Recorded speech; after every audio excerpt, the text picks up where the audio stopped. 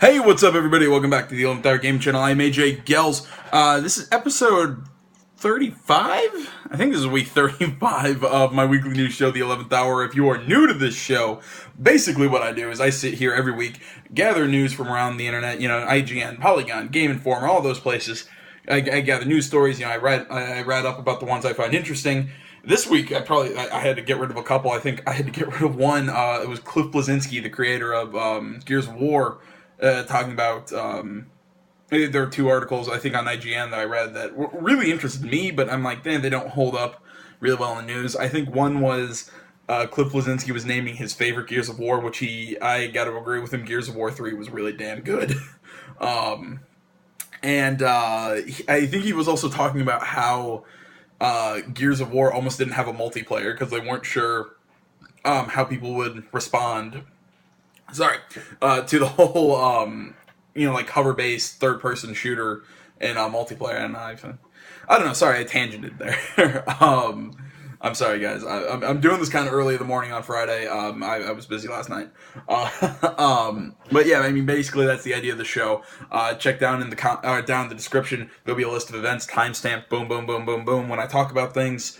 I try to get that up as soon as I can after the video is posted, if not right when the video is posted.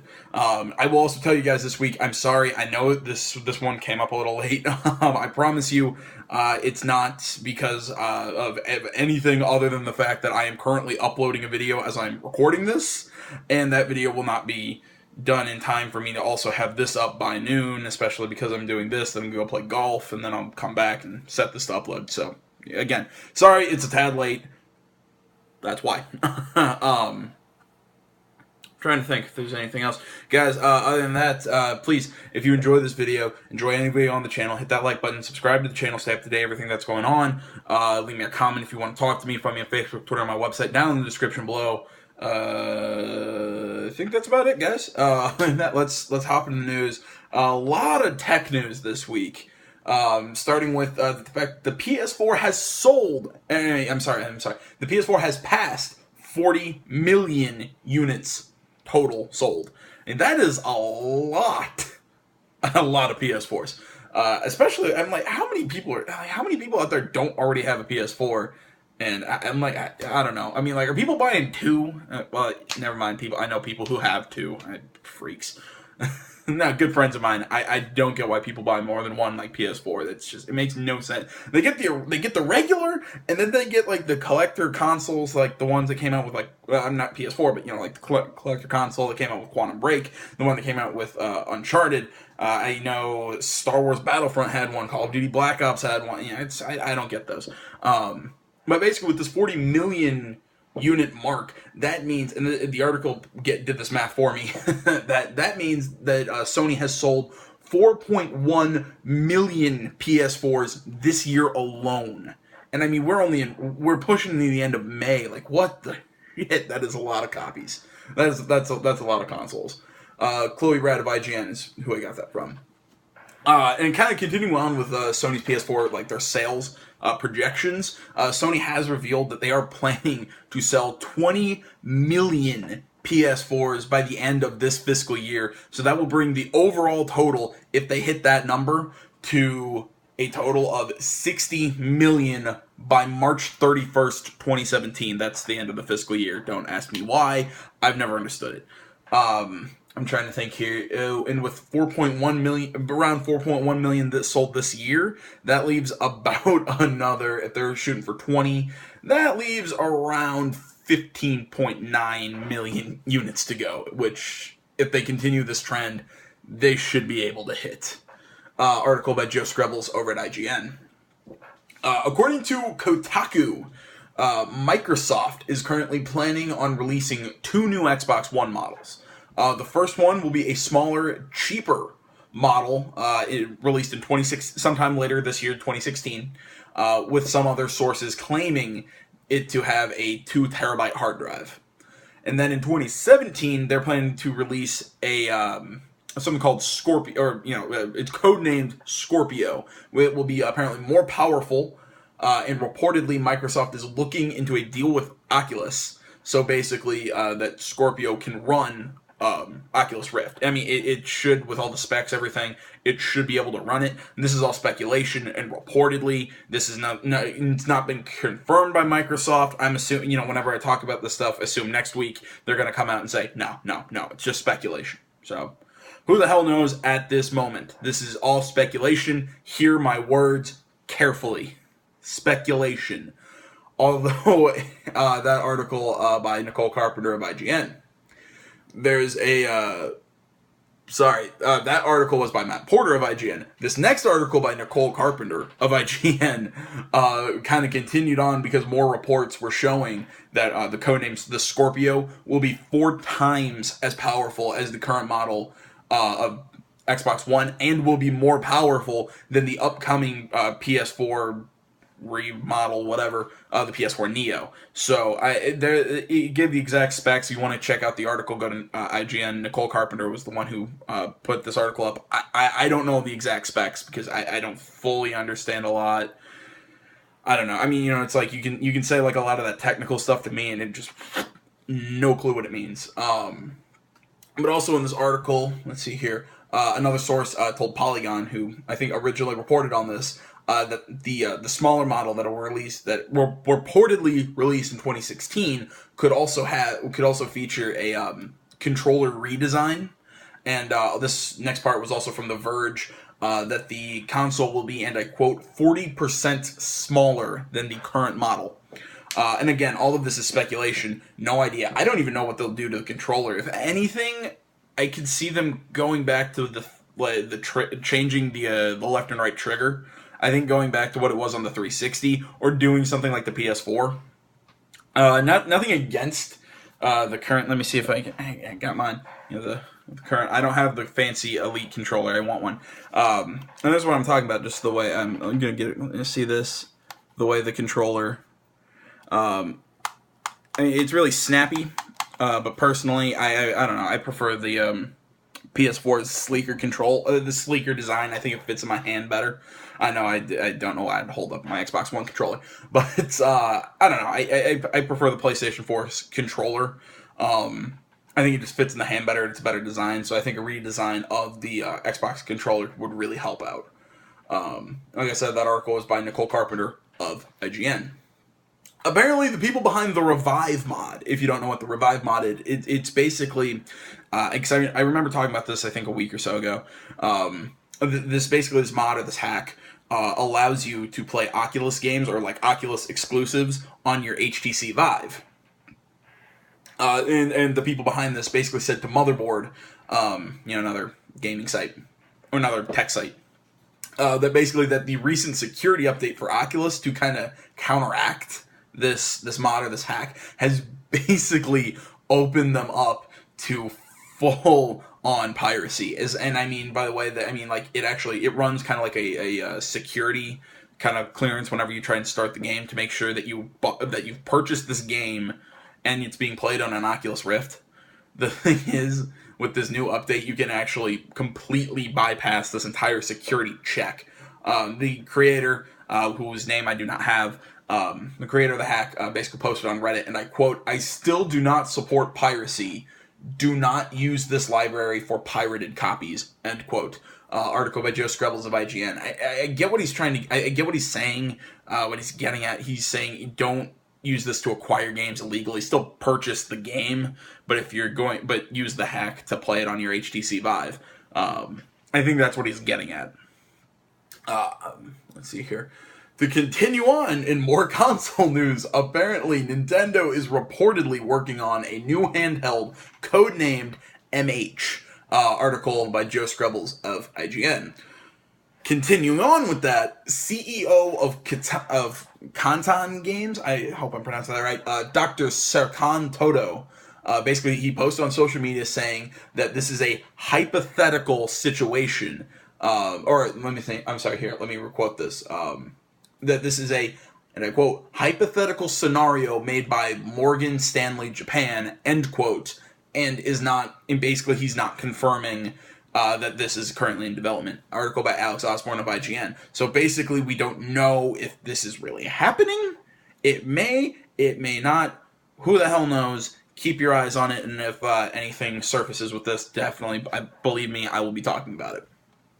Amy Hennig, Hennig, I believe it's Hennig, will receive a special award at the British Academy of Film and Television Arts, or BAFTA, BAFTA, on June 12th. If the name Amy Hennig sounds really familiar to you, or Amy Hennig, I believe it's Hennig.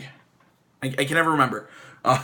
She left development of Uncharted 4 in 2014. I believe she was one of the head guys. I think she also had a lot to do with the writing.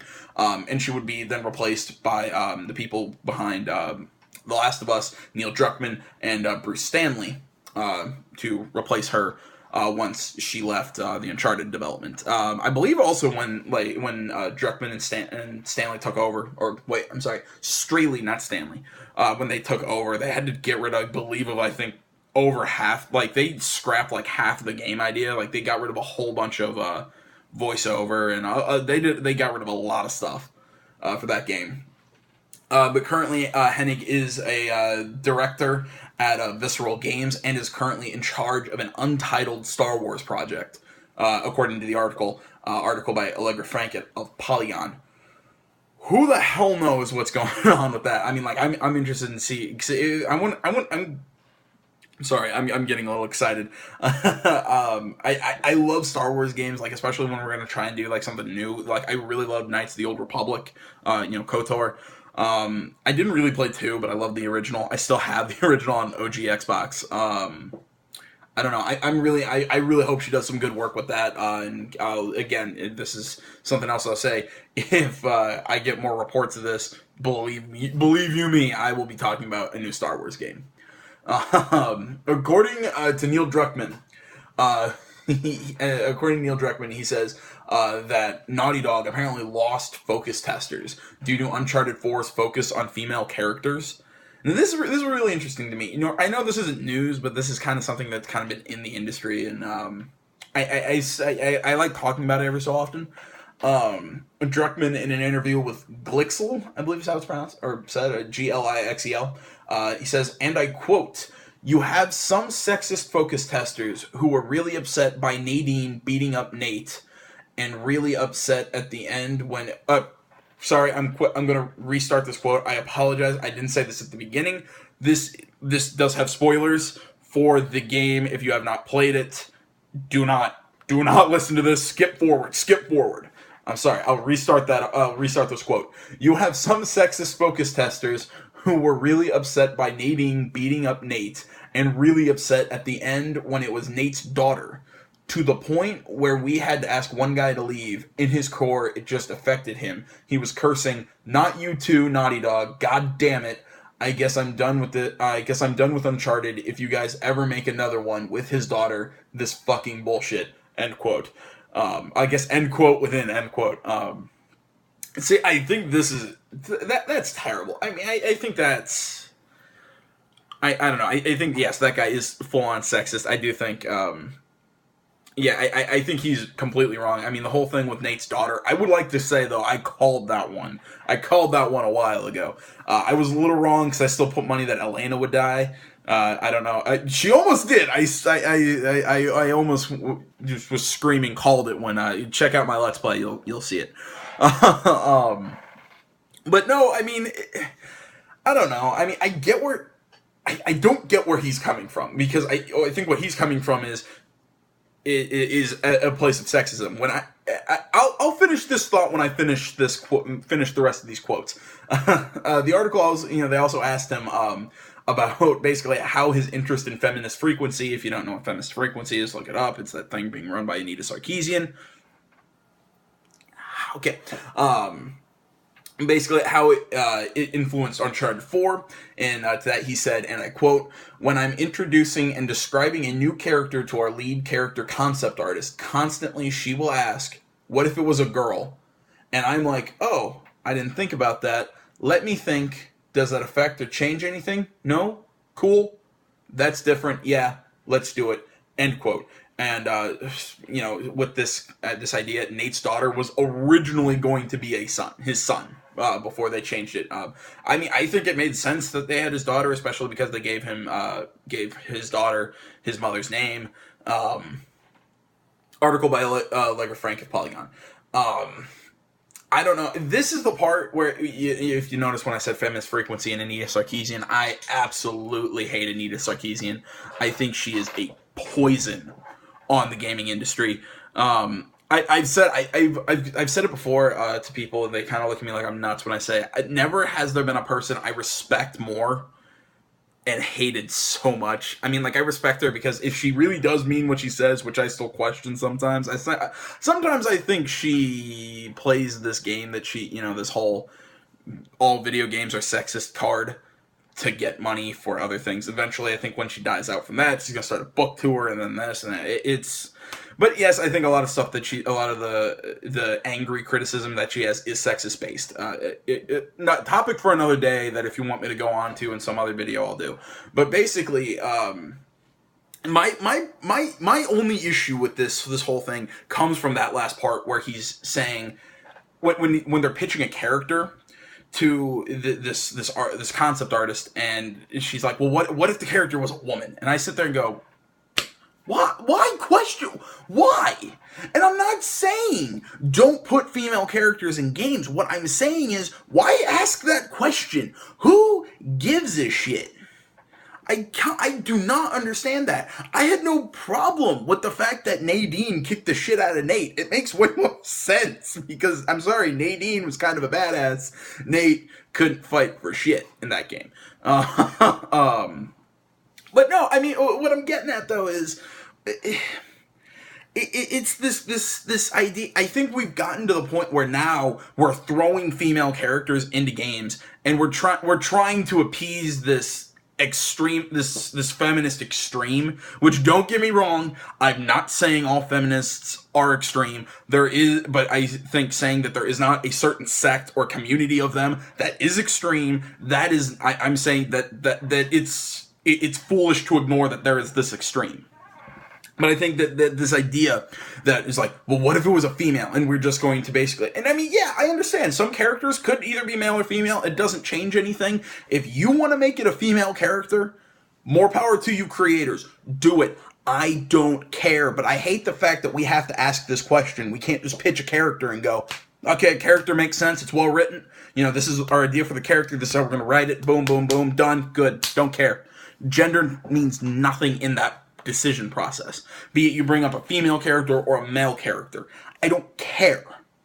But I hate this idea that we bring up a male character that makes sense, and they're just, well, what if it's a female? And it maybe makes just as much sense. We're like, yeah, let's change it just to do that. It's interesting. I'm like, well, no, it's not. It's not interesting. It's a character. And if you task me, I stand by it from Uncharted 4. Nadine, everybody, I know a lot of people I've talked with were like, yeah, I love how there's a female villain. I'm like, first off, she wasn't even the main villain. Second off, she was a bland character. Third off, so was Rafe, the actual main villain. That stuff just bugs the shit out of me. And, I don't know. I will always stand, not against female characters, but this idea that we have to add them, that we have to add more, that we need more diversity. I hate that word. I hate the word need, not diversity. I don't mind the word diversity. I hate the word need diversity. I've said this. I'm sorry. I will finish this rant soon. I promise. This idea that people saying, we need more diverse racial characters, more female characters. No, stop saying need, because the industry will exist if we don't do it. Need is not the right word. If you want it, say, hey, I'd like more of this. And if creators want to go do it, fine. But I hate this idea that everybody's basically telling the developers and this is what you have to make, this is what you need to make, and all this. I'm like, no, developers, make a game you want to make. And if the characters are well written and interesting, I don't give a shit if they're white, black, Hispanic, male, woman, gay, straight, anything. I don't care. Make what you want to make, developers, and then I'll make the decision whether or not it's good or bad. Sorry, it's extremely hot in my room, and I just got, super animated there. Okay, I'm done. Continue.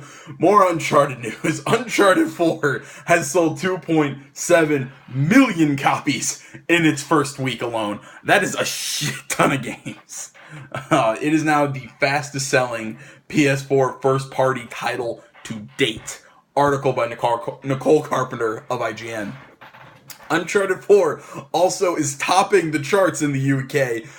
The top 10 in the UK of, I don't think this is of May, but the current top 10 charts of, at least when I got this article, by Timur Hussein of GameSpot. And let's see here. I'm starting at 10, going to number 1. Starting in number 10, FIFA 16. Number 9, Lego Marvel Adventures. Number 8, GTA 5, or Grand Theft Auto 5. 7. Number 7, Tom Clancy's The Division. Number 6, a game that I really need to play. It looks really interesting. Valkyria Chronicles Remastered. Number 5, Fire Emblem Fates Birthright. Number 4, Call of Duty Black Ops 3.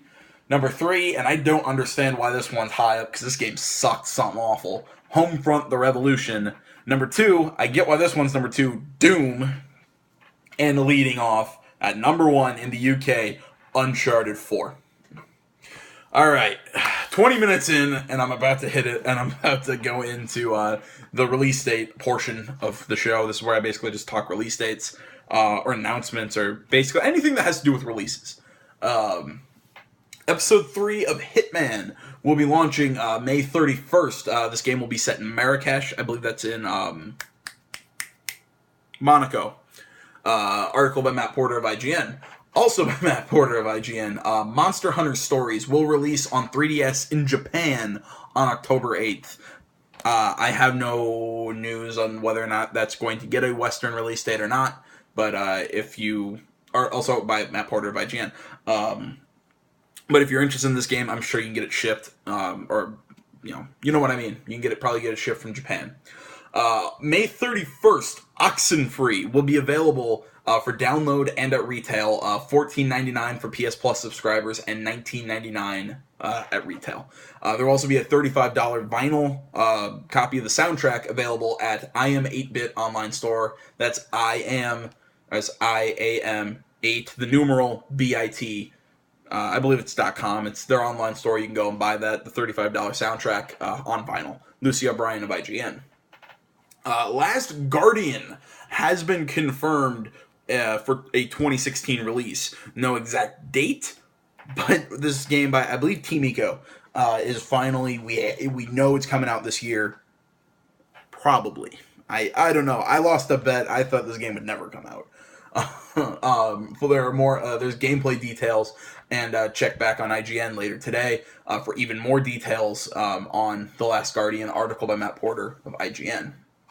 Talos Principle 2 has been confirmed. Vicky Blake, IGN. This one's kind of funny.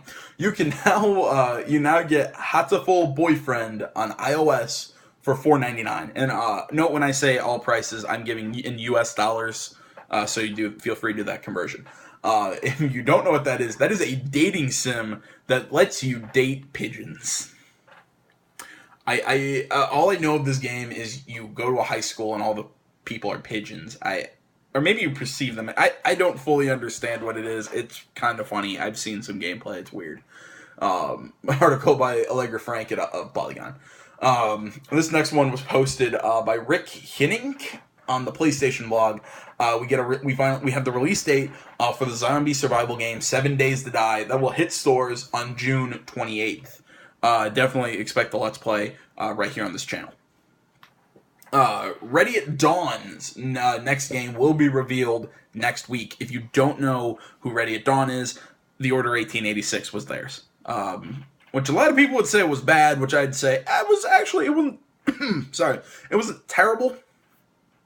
It could have been better, and I hated the ending because that was a terrible cliffhanger.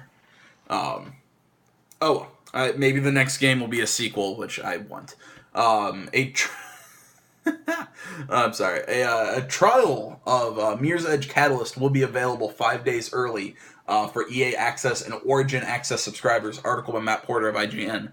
I'm sorry, when I start doing this really fast and I'm trying to talk into my mic, my throat starts getting a little sore. That trial, that will be on June 2nd. Well, the full game will release on June 7th. Again, full Let's Play here on the channel. This one might be a little sad to everybody. No Man's Sky may be delayed from its June 21st release date. This is totally speculation. This is a rumor. I want that out front. This is a rumor. Okay, and this is according to and I quote, reliable source from Kotaku. They got word of the delay. And another source who was an employee of GameStop, basically they have photo evidence of this, that they were told to cover all, like all promotional material, all pretty much something of that No Man's Sky June 21st, they were told to cover that with coming soon labels. So that article by Lucy O'Brien of IGN. So who knows exactly what that means? It could just be total overreaction and speculation, especially with it being May 27th and the game coming out in under a month. I'd assume if we're going to see a delay, it might be a week or two. So before we freak out, let's wait for official word. According to Rockstar, Rockstar will not be releasing a new game until April 2017 at the earliest. Article by Eddie McCooch at GameSpot. If you're wondering why I'm talking about this, I believe it was last week I was talking about how Rockstar's, I believe they're looking at revealing some new stuff, what their their new projects in a little bit. I definitely expect to see something at E3. But yeah, I'll definitely keep you guys informed as time goes. The collector's edition of Blood and Wine will contain the remaining 2 Gwent decks. If you don't know what the hell I'm talking about, let's see here. Yeah, here it is. Here is the collector's edition of The Witcher 3, Hearts of Stone. Hearts of Stone. It came with 2 Gwent decks, the Scoia'tael and Monster deck. The collector's edition of Blood and Wine, which I actually need to go and look into getting, will contain the Nilfgaardian and Northern Realms decks. So the remaining 2 will be there along with a How to Play Gwent and all this. The collector's edition will cost you $29.99 only while supplies last, and according to CD Projekt Red, they are planning to finish distribution by June 10th. So I would definitely suggest go and get your pre-order. Go get that done. Article by Mike Footer of Game Informer. Also, I guess in Witcher news, studio co-founder of CD Projekt Red, Marcin Iwinski, I believe is how it's pronounced, talking to Eurogamer, and I quote, "I can assure you we are not working on another Witcher," end quote, article by Timur Hussein of GameSpot. If you're wondering why I'm talking about, if you're wondering, it's like why he has to assure this, last week, or maybe the week before, I can't remember who said it, but there was talks that one of the developers was going and saying that they'd really like to do another Witcher game, but they're just not sure what's going on. So I guess the studio co-founder is saying, no, we're not working on it, and they're saying we don't have one planned. So he's, they're basically saying, no, do not get your hopes up. Currently, the studio's full attention is put onto Cyberpunk 2077. Which I do not believe we still have a release date. I've been hearing rumors, maybe 2016, 2017, but I doubt it for a CD Projekt Red game. Nothing against them, it's just their games are so big, and I'd rather them take their time and put work into it. Apparently, Overwatch ranked mode will be coming in June, according to game director Jeff Kaplan, article by Matt Porter of IGN. Along with that, Overwatch microtransaction prices have finally been kind of released and talked about. So we have, and I'm about to read them to you, you get 2 loot boxes for $2, 5 loot boxes for $5, 11 loot boxes for $10, 24 boxes for $20, and 50 boxes for $40. Article by Matt Porter of IGN, and once again, all of those prices are in American dollars. I don't know. Anybody out there playing Overwatch, go down in the comments. Tell me, what's it like? Because I have no idea. I've not looked at it. I've not contemplated playing it. Tell me if I should play it, and I'll probably do some recording, and I'll show you guys what it is. Happy to do it. I guess moving on. Dambuster is currently working on fixing Homefront: The Revolution's frame rate issues, along with their working on other add-ons for the game. Article by Nicole Carpenter of IGN. Please don't. Just don't work on. Just move past that game. I'm sorry. I'm currently uploading. Let me see here. Part 7 of that Let's Play series. It's not good. It's. I think my verbal review at the end of the game. I still have to do my written. I think it's a 4. The game is not good. It's not just the frame rate. The frame rate was really annoying, but I mean, the game locks up when it saves. It's a terrible first-person shooter. It's so slow-paced. The characters are boring. The narrative's barely interesting. It was not a good game. It was not. I guess moving on. In another article by Nicole Carpenter, Bethesda is actively working on fixes for Fallout 4's Far Harbor DLC, and again, like I said, article by Nicole Carpenter of IGN. I've been hearing word about people tweeting about this. Apparently it's I think like frame rate issues and this and that. It's some small stuff, but glad to know Bethesda's working on fixes for it. I guess continuing on broken games. If anybody out there remembers, and I believe I talked about this when it first happened, that the 1.1 patch for The Division basically was deleting player characters on Xbox One. Well, apparently the 1.2 patch is doing the same thing, but to PC players. It was later found out, and I think it's been fixed, that the 1.1 error was due to a malfunctioning server and no data was actually lost. But the 1.2 is apparently having even more problems. I think with getting into characters. I think there's some like cutscenes, like narrative characters weren't appearing in cutscene. It's not good. Article by Joe Scrubbles of IGN. Also, I have no word on whether or not Ubisoft is fixing it. Dear God, I hope so. I'm losing a lot of faith in Ubisoft, and I mean, they're my favorite developer. Like I've said it multiple times, but man, I'm losing some faith in them. I don't know. I really hope they get their act together. According to the May 21st's Up at Noon, that's a show being run by IGN. Marty Sleva and Brian Altano, two employees, were discussing how Ratchet and Clank actually lost $10 million. Go check it out. That's a lot of money. Apparently, Sony isn't blaming the movie, like their ability to tell a story. Sony's actually, and I wouldn't say blaming. They're putting their words into, I believe, it's Zootopia and the Jungle Book 2's fault. Which I think I did a verbal review of that movie after I saw it. Not those two, of the Ratchet and Clank movie.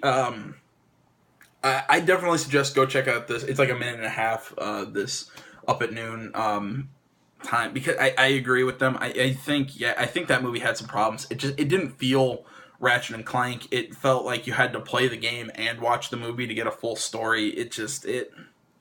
I don't know. I don't think it could hold up to like Zootopia and, I guess the Jungle Book. I'm not a huge fan of that one. But, it held up to those two. It couldn't hold up to those two, I think, in terms of story and its writing. But definitely its animation was fantastic. I will give the Ratchet and Clank movie its big props for its animation. It was really good. Moving on. And I quote, "All our large stores will have VR demos," end quote. I know it's a weird quote, kind of coming out of nowhere. This is according to GameStop, in an article by Seth G. Macy of IGN. I remember I talked about this a while ago. You can, we'll soon, this summer, I think in June, in all big GameStop stores or outlets, we will be able to actually demo. I know at least PSVR. Maybe they're also doing Oculus and HTC Vive. But I mean, definitely PSVR. This is great. I mean, like I've been wanting this for a long time. The ability to actually like test the stuff out. Before I actually spend the money to buy it. Moving on. The next to last story. You can check out the Mafia E3 world premiere Sunday, June 12th at 5:30 p.m. PT. 8:30 p.m. ET, and that is Monday, June 13th at 1:30 a.m. GMT and 11 a.m. AET. So go check that out. You can also find a full, I'll be doing a breakdown of that here on the channel, post the event, along with every E3 press conference, a lot of E3 coverage. I'll be, basically sitting in front of my computer for those entire, 3 or 4 days, just watching press conferences and coverage and breaking down their coverage and doing my own coverage and bringing it to you guys who maybe didn't see the press conferences. So definitely expect that here on this channel once that happens. Article by Brendan Tyrell of IGN. And finally, I would definitely suggest go check out the full article by Nicole Carpenter of IGN. This article, apparently we now have details on Pokemon Go, mostly how battles and gyms work. And this is because I think the testing finally opened up in the US. Basically, it's... I'm not gonna give super detailed information because, like I said, go check out the full details in the article. But basically, it's the simple. You walk around, you find Pokemon, you can catch them with Pokeballs that you purchase at basically stores. But these stores are real world locations that not you go to and then it opens up in your phone. It's like monuments or, I don't know, art that's out in the middle. There have been multiple games that have done this kind of idea. I'm not sure the currency, how that works, if that's I'm assuming it's going to be an in-game currency that's you could probably buy with microtransaction, but I'm assuming you can get it in-game, without spending actual money.